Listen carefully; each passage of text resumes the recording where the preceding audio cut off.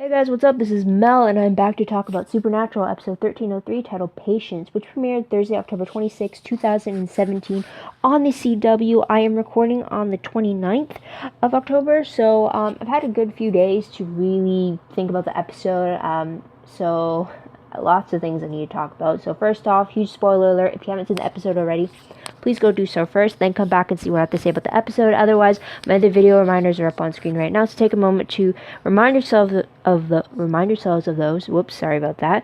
And let's start with the 10-minute clock, and let's begin with what happened in this episode. So timeline-wise, Jack has been technically he's only been alive for a few days. They don't give an actual length of time. So there's that. Episode reminder, pretty much the fact that this episode marks one of 3 episodes that are meant to set up the Wayward Sisters spin-off that we're going to be getting in the mid-season area of the season. So that's a huge exciter point right there. But moving on to episode breakdown, or storylines if you will, pretty much there's 2 major storylines I picked up on. First, you have hunting down a wraith that has a taste for psychics, and then the second one being Sam trying to tutor Jack in regards to his powers, how to control them and such like that. So with the first storyline, first off, let's talk about the familiar faces we get. We get the return of Jody Mills.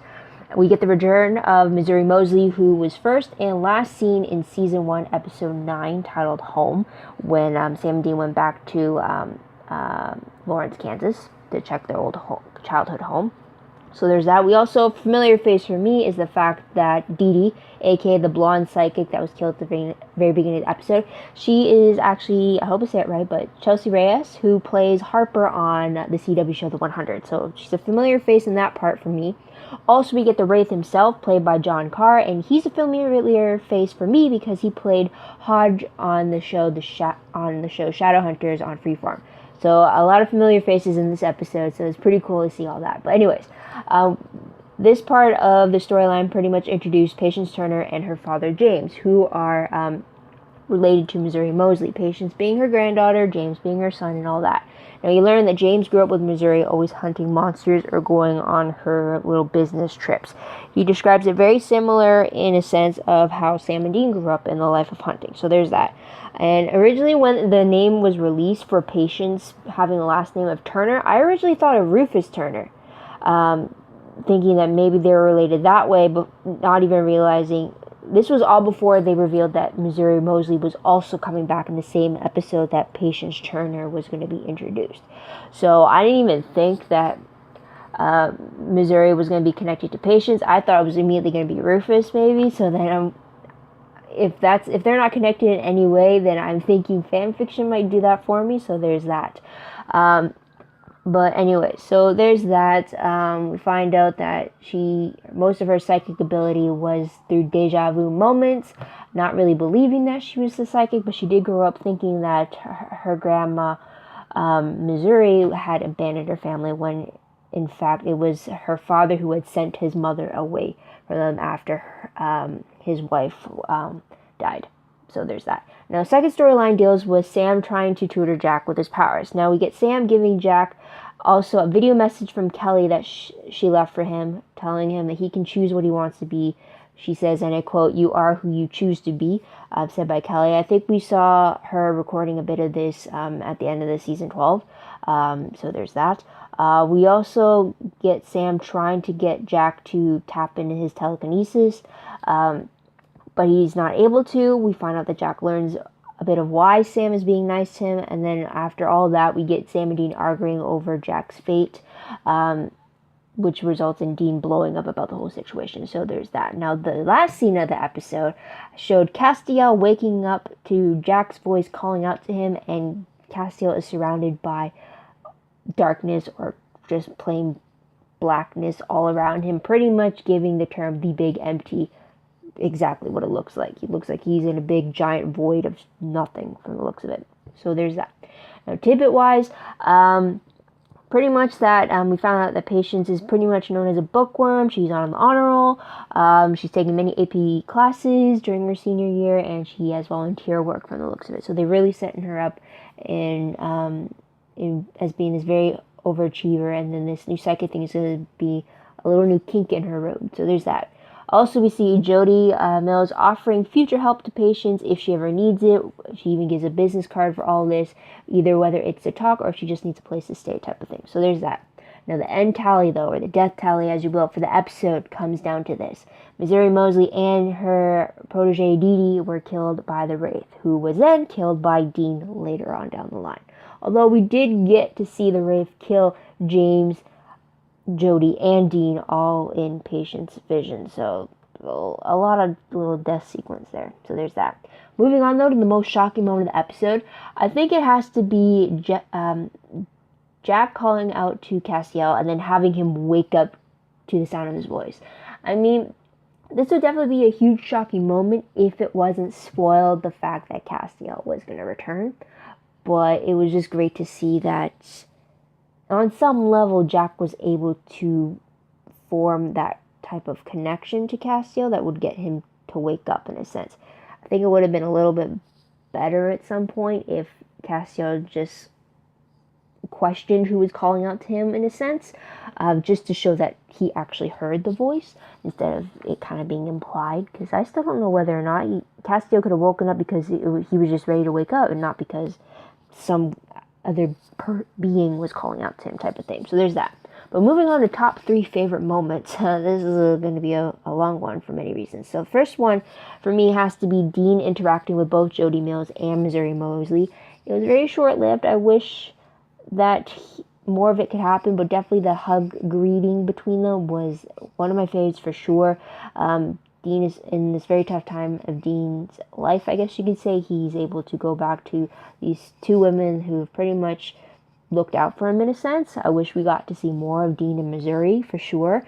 But I kept on hoping that they would have brought up the fact that she told him that she would whack him with a spoon if he ever did something kind of, some homage to that. I kind of would have hoped. But anyways, I really like the fact that, at least for a brief moment, Dean had a split moment of happiness seeing these 2 familiar faces again. So there's that.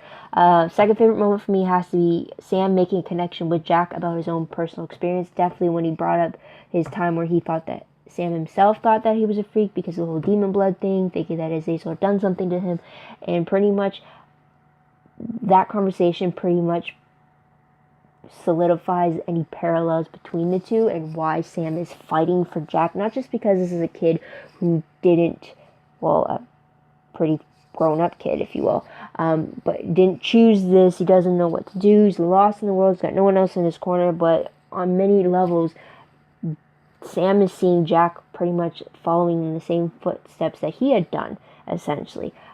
Jack lost his mom. Sam didn't know his mom at all. Jack feels his inner darkness inside of him. Sam grew up having this inner darkness feeling inside of him. Jack pretty much getting negative reactions for just being who he is, aka from Dean. Sam experienced that when people found out that he drank demon blood, or the fact that he opened or he broke the seal that started the apocalypse. Is on many different levels, they parallel each other. It's just really great to see Sam fighting to make that connection with Jack. So there's that. Now the third thing that I liked about the episode, and it's gonna get mixed feelings from it, is the fight between Sam and Dean over Jack.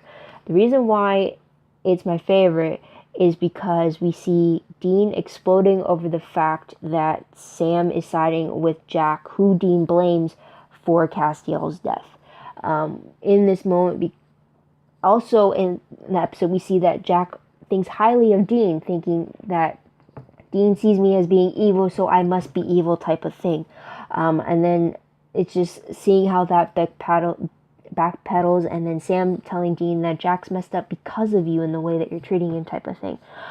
So it's just a lot of interconnected things going on with the whole argument that happened between Sam and Dean. Sam bringing up the fact that Dean didn't kill him like many people told him to do because he was quote-unquote the freak who drank demon blood type of thing. He had powers that no one knew about or didn't know what they were doing with. And then having the argument, the fact that Dean fought for Sam because he believes Sam deserved to be saved while Jack doesn't deserve to be saved. And it's just, I like that scene, or I like the whole interconnected themes of that argument because of how charged it was with emotion. I liked how it covered a lot of things. It brought up a lot of things from the past, from like the first 5 seasons of the show. Everything that it built up to, I like that it brought that up. It definitely brings to question, it definitely also shows on a level how much Dean is affected by Castiel's death. Something Destiel fans would definitely be overjoyed to see. But then it also brings up the fact that Dean is treating Jack, pretty much an innocent bystander, very wrongly, in a sense that we are seeing all these different parallels with Sam and Jack. There's the timer, and yet Dean is treating them very separately, very differently. He fought for Sam. He fought to defend Sam. He did everything he could to protect him. And yet Jack, who pretty much is kind of going through the same things as Sam, Dean is pretty much turning his back on Jack, blaming Jack and everything. And I really think that a majority of that is because he blames Jack for Castiel's death, for steering Castiel and giving him false hope to this paradise. So I'm wondering if Dean would think differently of Jack if Castiel's death was in no way connected to Jack. So there's something like that. Also, with this whole argument, it definitely brought me back to huge reminders of season 6 of Charm. Huge spoiler alert if you're planning on watching the show, but it's been more than 10 years, so if anything, you should have heard it.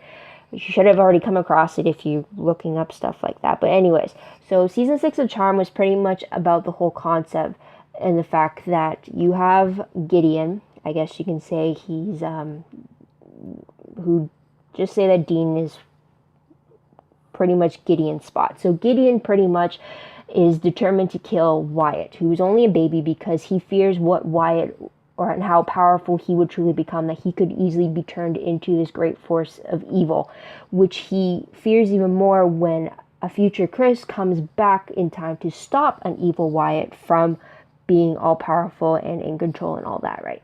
So the whole argument, though, in the fact in season 6 was that Gideon, who was a close friend of the family's, and someone they trusted, an elder and all that, him trying to kill Wyatt at such a young age, a very impressionable age, and then the fallout of having that attempt on him could have been what turned Wyatt evil in the long run.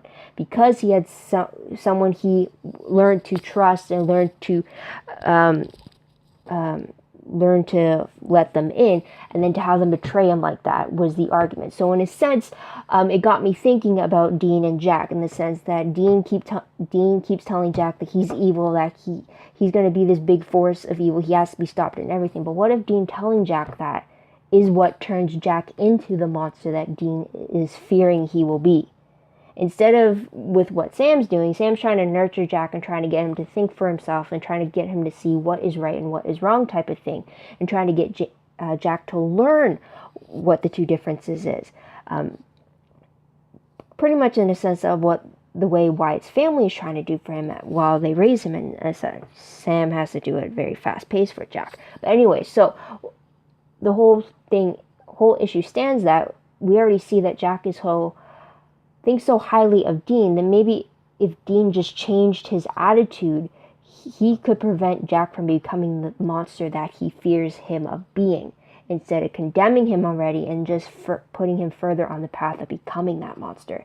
I really hope that makes sense, but it just got me really thinking back to season 6 of Charm and the whole idea of what turns a person evil, or what makes a person evil type thing. Is it nature versus nurture type of thing? Again, brought out last week's episode with Donatello.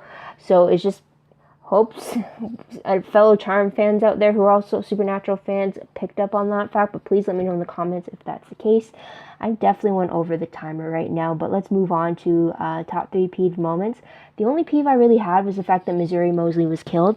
I hate the fact that she came back after 13 years in one episode, only to be killed off in the very same episode as her return. In a sense, it kind of makes me wish that she never did come back, just because then I know that she's still alive off screen somewhere, instead of actually seeing her death on screen the one time I get to see her again. So it's kind of a pros and a con whenever a very beloved character comes back for a visit. You're always worrying, well, is this the episode they're going to die or something? Because they're brought back. Usually they only show things on screen if it's relevant or if it's very impactful. But if they're alive somewhere living their life, that's not really something we get to see. So that was a peeve of mine, because I definitely liked Missouri when she was first shown in season 1. I kind of wish that we got to know more of a connection between her and the boys, but they did clarify the fact that she was a stranger over the last 13 years. She didn't keep in touch, type of thing. So there's that. But moving on to what moment will I remember most when I look back on this episode? Missouri Mosley, for sure.